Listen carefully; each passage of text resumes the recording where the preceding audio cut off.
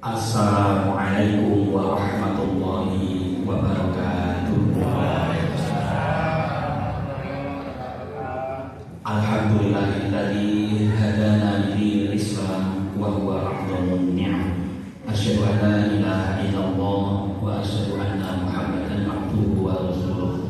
Allahumma shalli wa sallim ala nabiyyina Muhammad wa ala ali Muhammad. Amma ba'd. Bapak-bapak, ibu-ibu, saudara-saudara, adik-adik jamaah Isya, dilanjutkan dengan qiyam Ramadan, sholat tarawih dan witir Masjid Baitur Rahman. Ingkang kula hormati, ingkang mugi-mugi kita sedaya tansah dipun rahmati dan diridhoi oleh Allah Subhanahu wa taala. Amin. Kita sekarang berada di malam-malam yang sangat penting, bahkan paling penting, karena kita berada di antara malam 10 malam akhir Ramadan yang insya Allah berdasarkan hadis-hadis yang sahih di 10 akhir Ramadan itulah ada satu malam yang disebut dengan Lailatul Qadar. Nah, malam hari ini saya ingin menyampaikan kultur dengan tema menjadi manusia terbaik. Jamaah yang dirahmati Allah, tentu sebuah kebahagiaan sekaligus kebanggaan apabila kita dipilih oleh Allah menjadi manusia yang terbaik. Lantas manusia yang terbaik menurut Islam, menurut Allah dan Rasulullah itu manusia yang seperti apa? Dalam sebuah hadis riwayat Imam Ahmad, Nabi kita Nabi Muhammad Sallallahu Alaihi Wasallam pernah ditanya oleh salah satu sahabat, "Ya Rasulullah, man khairun nas?" Ya Rasulullah, siapakah manusia yang terbaik itu? Qala, Rasulullah menjawab, khairun nasi aqra'uhum wa atqahum lillah wa amaruhum bil ma'ruf wa nahahum 'anil munkar wa awsaluhum lil rahim. Nabi menyebutkan ada lima manusia yang terbaik.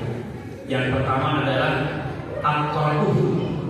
Manusia yang terbaik adalah manusia yang paling pandai dalam membaca Al-Quran, paling pandai, paling sering membaca, mempelajari, mentadaburi, mengamalkan Al-Quran.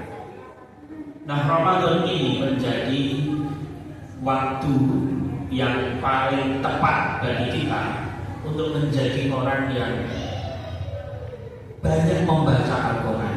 Mestinya begitu, mestinya.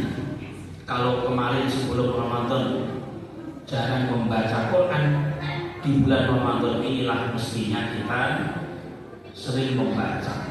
Paling tidak sehari, pagi, siang kita baca, malam kita baca. Ada seorang ulama namanya Ibnu Qayyim Al-Jauziyah. Beliau mengatakan begini, seandainya, kata beliau, seandainya manusia itu tahu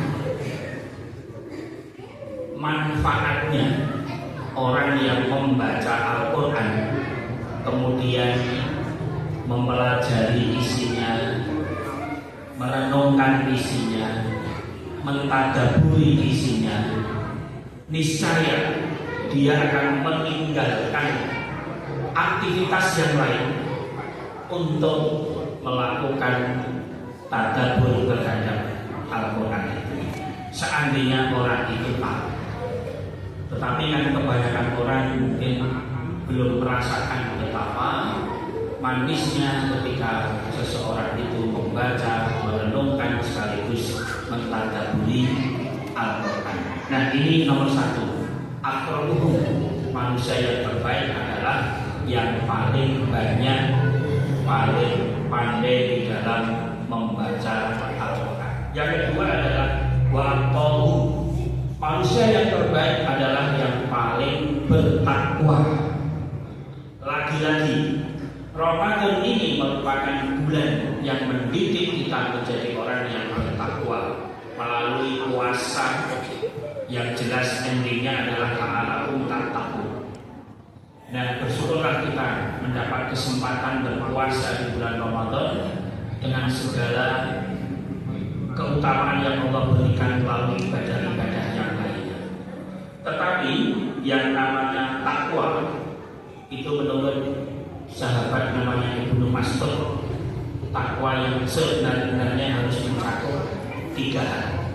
Jadi kalau kita ingin tahu seberapa tingginya ketakwaan kita, diukur dari 3 hal. Yang pertama adalah takwa itu huwa yuta wa la yuso. Takwa itu mentaati Allah, tidak menentang Allah dalam 2 hal, perintahnya sekaligus larangannya. Yang kedua, takwa itu mengingat Allah, tidak melupakan Allah. Lalu yang ketiga adalah takwa itu mensyukuri nikmat Allah, tidak mengkufuri nikmat Allah. Nah, ini yang kedua. Jadi manusia terbaik dilihat dari ketakwaannya kepada Allah. Lalu yang ketiga adalah wa amarahum bil ma'ruf. Manusia yang terbaik adalah yang paling semangat di dalam beramal ma'ruf, ajak-ajak kebaikan. Lalu yang keempat adalah wa anhahum 'anil munkar. Manusia terbaik adalah yang paling gigih dalam mencegah kemungkaran. Jadi selain mengajak, itu juga mencegah. Kalau melihat sesuatu yang tidak pas, itu mau ngandani. Misalnya, oh itu tidak boleh dalam agama, lalu kita kandani. Misalnya ini cuma misalnya. Cuma maaf bagi yang berbeda pendapat, mohon maaf. Masalah perhiasan itu kan jelas, kalau perhiasan dari emas dan kemudian berlian yang mewah itu kan perintahnya agama kan, jangan menampakkan perhiasan kecuali yang biasa nampak. Yang biasa nampak itu misalnya cincin. Kalau ibu-ibu wanita pakai cincin emas, monggo silakan. Pakai gelang itu emas, itu juga nanti ditutupi baju. Kalau ya tertutup pakaian, kecuali di rumah itu monggo. Tapi kalau di luar yang boleh nampak itu kan cincin, ya, cincin dari emas. Sekali lagi, terlepas dari perbedaan pendapat. Nah, dulu saya punya teman di kantor, ketika ngajar itu gelangnya itu kerincing gitu ya, gelang emas itu nggak ada karetnya, emas itu.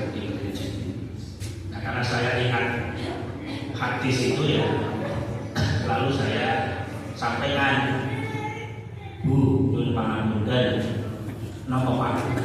Iku lho Bu, gelangnya do ketok iki. Terus dia jawab, salahin delok. Ngoten iki. Sing salah iku lho. Disampun salah. Jadi saya dakwah itu juga kepada istri, kalau dulu anten-anten baru dia sering pakai gelang. Saya ingatkan, gelangnya ditutupi kambi, ditutupi. Sekarang sudah tak pernah saya ingatkan gelangnya sedikit. Malah pengen kita rasa kalau aku kok kaya sagel kok wis 3 juta. Nggih kan? Sagel itu 3 juta. Karena kemarin ada promosi dari BSD 2,99 net beli 3 juta. Terakhir, bahwa selalu manusia terbaik adalah yang paling senang menyambung tali silaturahmi. Nah, ini kita momentum mendekati Lebaran, nanti kita ada ajaran untuk menyambung tali silaturahmi. Demikian Bapak Ibu, semoga Ramadan ini menjadikan kita Allah menjadikan kita melalui Ramadan ini menjadi manusia-manusia yang terbaik. Amin. Assalamualaikum warahmatullahi wabarakatuh.